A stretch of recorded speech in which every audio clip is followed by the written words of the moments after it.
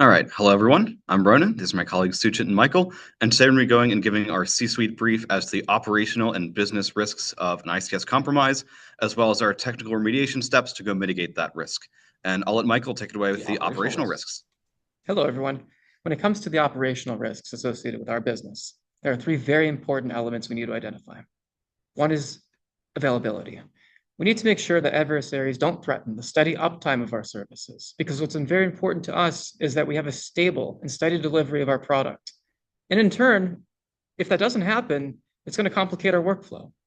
So we'd have to worry more about uptime than actually delivering the product itself. We want to make sure that we maintain both normal operations and that we can keep production steady.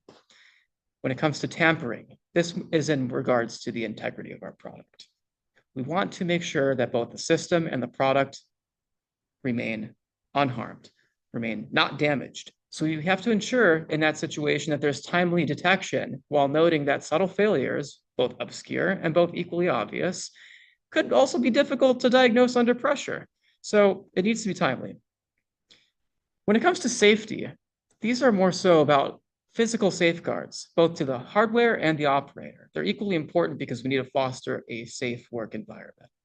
When it comes to large risk in this space, I'd be more concerned with hazardous gas leaks and things like explosions. Operators will be concerned, and operations therefore will be delayed until safety can be verified.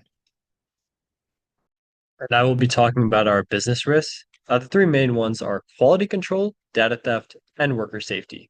In terms of quality control, the attacker could quietly alter the oil refinement process. This could lead to a reduction in the quality of the oil that we produce, leading to reduced revenue, reputational risks among organizations that we sell to, as well as regulatory violations and fines. Our reputation matters when it comes to the quality of our product. The second point is data theft. Attackers could manipulate and steal our intellectual property. In this day and age, technological and IP property is essential for running a business, and losing this competitive edge could lead to market share losses to competitors and revenue risks. The final point is worker safety. Faulty equipment is a liability to worker safety and compliance with organizations such as OSHA.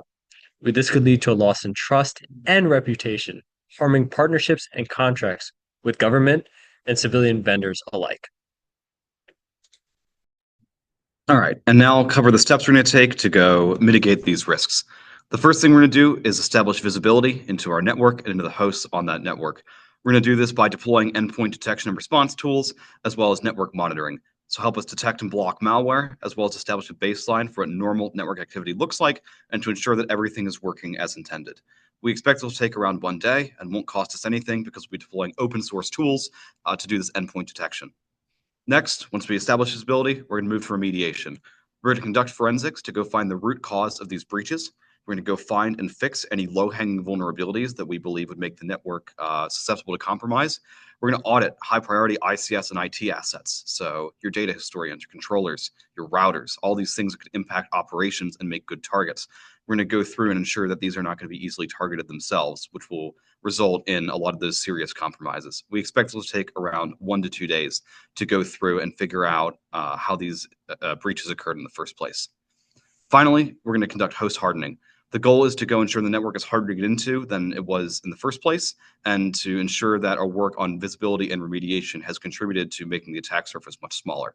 We're going to go through and enforce restrictive firewall configurations to go minimize the attack surface, and then we're going to go conduct penetration testing against our own assets to make sure that they are harder to get into and that we've established enough visibility to detect these attacks. We expect this to take around 1 to 2 days. Thank you so much for listening to our presentation, and we hope to see you soon.